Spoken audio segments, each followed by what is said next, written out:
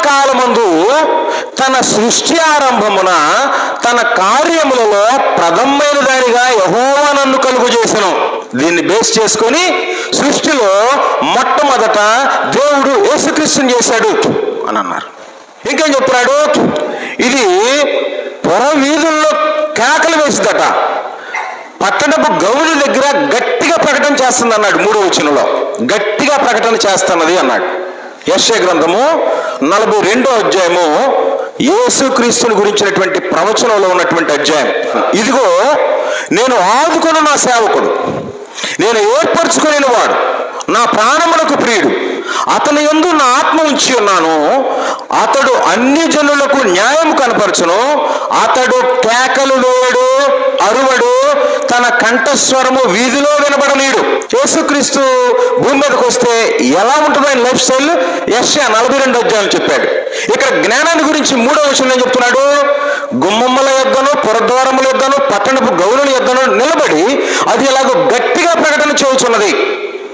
కాబట్టి యేసుక్రీస్తుకి జ్ఞానానికి వ్యత్యాసాన్ని చెప్పాడు. కాబట్టి దీన్ని తీసుకెళ్ళి ఏం చేశారంటే 1 కొరింథీ పత్రికకి లింక్ చేశారు. 1 కొరింథీ పత్రిక 1వ అధ్యాయం చివరికి వచ్చేటప్పటికి యేసుక్రీస్తుని గురించినటువంటి వివరాలు చెప్పుకుంటూ వచ్చేసేసి 31వ వచనంలో చెప్పాడు. 31 1 కొరింథీ 1వ అధ్యాయం 31వ వచనం, అతిశయించువాడు ప్రభువునందు అతిశయింపవలెను అని రాయబడినది నెరవేరినట్లు దేవుని మూలముగా ఆయన మనకు జ్ఞానమును, నీతియు, పరిశుద్ధతయు, విమోచనమునాయను. అది యేసుక్రీస్తు దేవుని జ్ఞానమై ఉన్నాడంటే మర్మమై ఉన్న జ్ఞానముగా ఉన్నాడు. సామెతల గ్రంథం 8వ అధ్యాయంలో చర్చించబడినటువంటి పుట్టిన జ్ఞానం కాదు, జ్ఞానమై ఉన్నాడు. ఆ జ్ఞానము జగదుత్పత్తి కంటే ముందుగానే ఉంది అన్నాడు. ఇక్కడ మనం సామెతల గ్రంథం 8వ అధ్యాయం చదివిందేమో బిగినింగ్ లో చేశాడు అన్నాడు. 2వ అధ్యాయము 7వ వచనం, దేవుని జ్ఞానము మర్మమైనట్టుగా బోధించుతున్నాము, ఈ జ్ఞానము మరుగై ఉండను. ఆ జ్ఞానం మరుగైంది కాదు, వ్యక్తీకరించబడినటువంటి జ్ఞానం.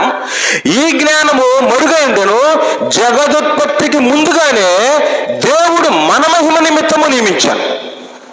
అంటే దేవుని జ్ఞానమై ఉన్న, దేవుని మర్మమై ఉన్న క్రీస్తేమో జగదుత్పత్తి కంటే ముందు, జ్ఞానమేమో మొదట ప్రారంభించబడినటువంటిది. కాబట్టి యేసుక్రీస్తు ప్రారంభించబడినటువంటి వాడు కాదు.